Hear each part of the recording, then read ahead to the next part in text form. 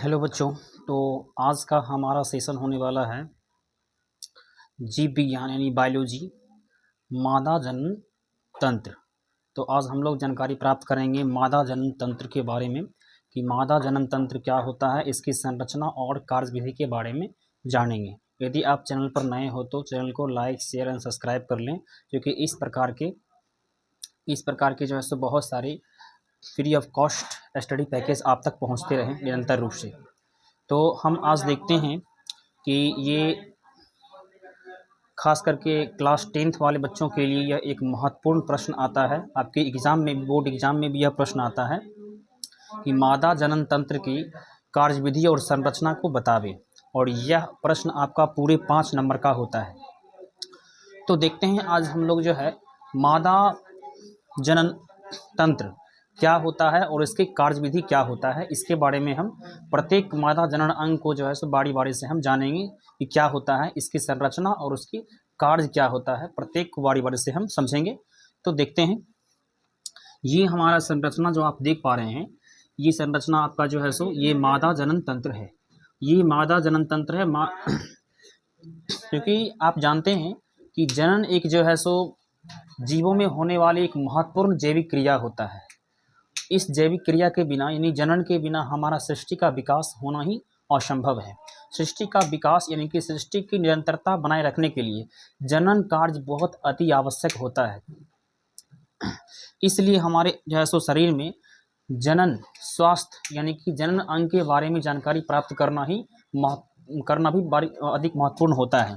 तो हम देखते हैं यहाँ पे हमारा जो है ये मादा जनन तंत्र है। मादा जनन तंत्र के अंतर्गत कौन कौन से अंग आता है, क्योंकि ये हम मादा जनन तंत्र पढ़ रहे हैं। मादा के अंदर पाए जाने वाले कई जनन अंगों के समूह से यह मादा जनन तंत्र का निर्माण होता है।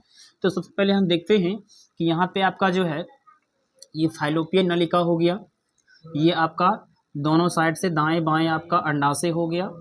उसके बाद आपका ये जो है ये गर्भाशय हो गया, और आपका ये जो है सो योनि हो गया, और आपका ये वाल्वा हो गया, और आपका एक जो है ये हाइमेन है, सुरक्षा कवच प्रोटेक्शन देता है, इसको योनि को प्रोटेक्शन देता है। तो ये हमारा जो जितने भी ऑर्गेन्स हैं, जितने भी अंग हैं, जो जनन अंग हैं, इन सभी को मिला करके हम क्या कहते हैं, मादा जनन तंत्र कहते हैं। तो आज हम समझेंगे कि मादा जनन तंत्र में जो है किस अंग का कार्य प्रॉपरली कहाँ होता है, किस काम के लिए होता है। सबसे पहले हम देखते हैं ये होता कहाँ है, इसका लोकेशन क्या होता है हमारे शरीर के अंदर, मादा शरीर के अंदर कहाँ पाया जाता है। तो यह जो है सो मादा उदर गुहा के नीचे, मादा उदर गुहा के नीचे स्थित होता है। यह जनन अंग जो है के अंदर जो है ये जो आप देख पा रहे हैं, इन सारे जो है सारे अंगों का समूह होता है, और इसका संरचना इस प्रकार से होता है। और ये हमारा सबसे पहले देखते हैं कि मादा उदर गुहा के नीचे दाएं और बाएं दो यानी कि एक जोड़ी अंडाशय पाया जाता है, जिसमें हमारा क्या होता है, मादा जनन अंग में जो है यह सबसे प्रमुख होता है, क्योंकि इसमें अंडाशय में जो है सो अंडाणुओं का निर्माण होता है। क्या होता है, ओवम का निर्माण होता है, यानी अंडाणु का निर्माण होता है। ये सबसे प्रमुख जनन अंग यानी प्राथमिक जनन अंग माना गया है। इसी से जो है जनन की क्रिया जो है की शुरुआत माना जाता है। यहाँ बिना अंडाणु यानी अंडाशय के जो है हमारा जनन का क्रिया पूरी कभी हो ही नहीं सकता है। तो यहाँ पे देख पा रहे हैं कि मादा जनन तंत्र में दाएं और बाएं एक जोड़ी अंडाशय पाया जाता है, जिसमें अंडाणु का निर्माण होता है।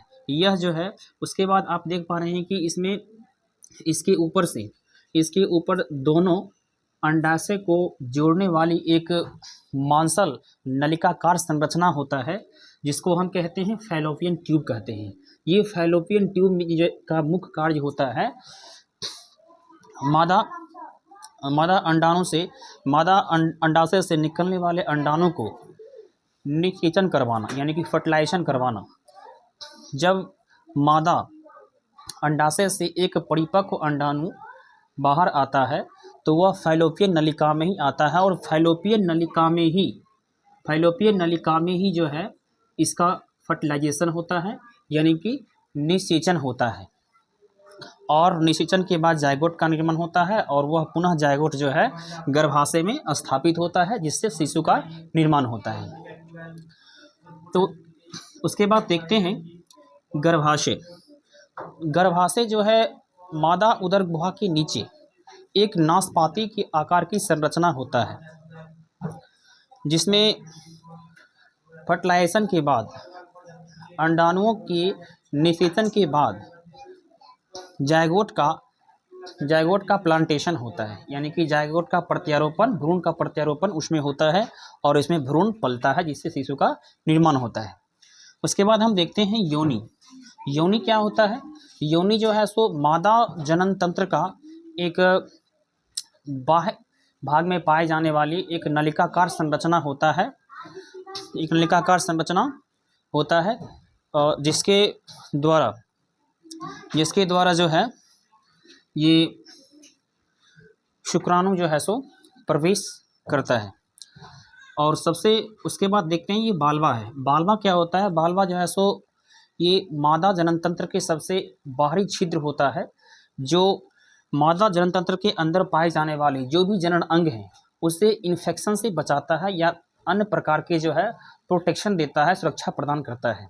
और सबसे पहले ये जो क्या करता है, यह मादा जनन अंग का वह भाग होता है जो सबसे पहले होता है और ये स्पर्म को एक्सेप्ट करता है, यानी कि शुक्राणु को ग्रहण करता है। सबसे पहले शुक्राणु को ग्रहण ये बालवा के माध्यम से होता है। तो इस प्रकार हम देख रहे हैं कि बालवा क्या होता है। और ये हाइमन क्या है? हाइमन एक जो है एक सुरक्षा कवच के रूप में कार्य करता है। यह एक बहुत बड़ी पतली संरचना होता है, वह एक जो कि योनि के ऊपर से ढका हुआ रहता है। यह केवल जो है सो यौवना अवस्था में बालिकाओं में पाए जाने वाला यह एक पदार्थ होता है जो फर्स्टली पाया जाता है। उसके बाद जो है फर्स्ट प्रेगनेंसी के बाद ये जो है हाइमेन समाप्त हो जाता है, जो कि प्रारंभिक किशोरावस्था में यह हाइमेन पाया जाता है जो योनि को जो है सो सुरक्षित रखता है। तो इस प्रकार हम देख पा रहे हैं कि हमारा ये सारा जो है अंग है, ये सभी मादा जनन अंग हैं और इन सभी को मिलने से एक जो है मादा जनन तंत्र का निर्माण करता है। तो हम देखते हैं अब इसका कार्य क्या क्या है, कैसे कैसे ये कार्य करता है। सबसे पहले हम देखते हैं यहाँ पे जो है अंडाणु। यह अंडाणु कहाँ बनता है? हमारे अंडाशय जो है, मादा जनन तंत्र के अंडाशय जो है उसमें अंडाणुओं का निर्माण होता है। मादा जनन अंग में जो है एक जोड़ी अंडाशय पाया जाता है, जिसमें प्रत्येक अंडाशय से प्रत्येक मंथ एक परिपक्व अंडाणु जो है अंडाशय से निकलकर बाहर आता है और ये फाइलोपियन नलिका में आता है। और ये फाइलोपियन नलिका में लगभग 3 से 4 दिन यह वेटिंग पीरियड में रहता है। यदि यहाँ पे उसको 2 से 3 दिन तक यदि उसे स्पर्म मिल जाए, यानी शुक्राणु मिल जाए, तो यह जो है जायगोट का निर्माण करता है, यानी कि भ्रूण का निर्माण करता है। जिस तरह आप देख पा रहे हैं एक परिपक्व अंडाणु जैसे इससे निकलता है, तो यदि उसे स्पर्म मिल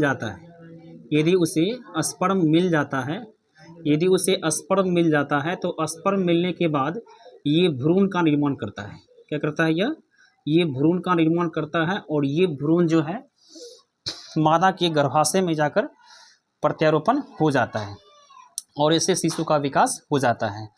यदि 2 से 3 दिन तक यदि अंडाणुओं को फैलोपियन ट्यूब में यदि शुक्राणु प्राप्त नहीं होता है, तो वह जो है सो सीधे विघटित होकर के सीधे जो है सो मादा योनि से 3 से 4 दिन तक लगातार बाहर आते ही रहता है, जिसको हम लोग कहते हैं मासिक स्राव, यानी कि उसको हम शॉर्ट में कहते हैं, इसको शॉर्ट में हम MC कह सकते हैं, यानी कि मंथली साइकिल, इसको हम कह सकते हैं मंथली साइकिल, यानी कि मासिक चक्र।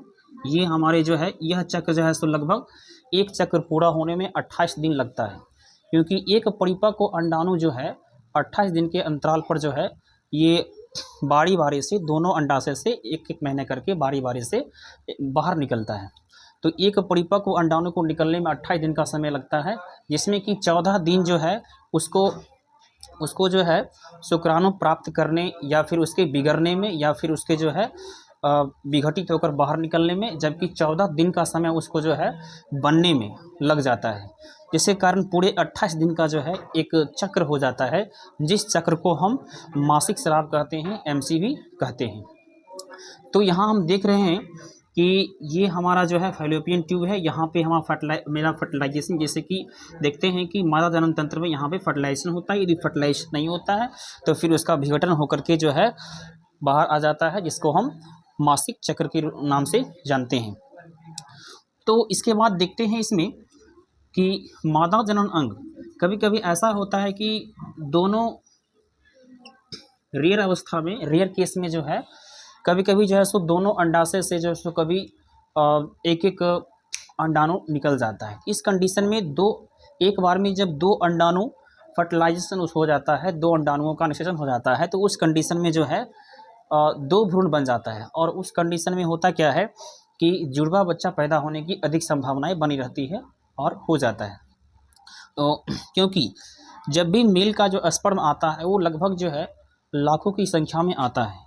जितने उसको परिपक्व अंडाणु मिलता है उतने वह जायगोट का निर्माण करता है, भ्रूण का निर्माण करता है, और उतना ही जो है शिशु बन जाता है।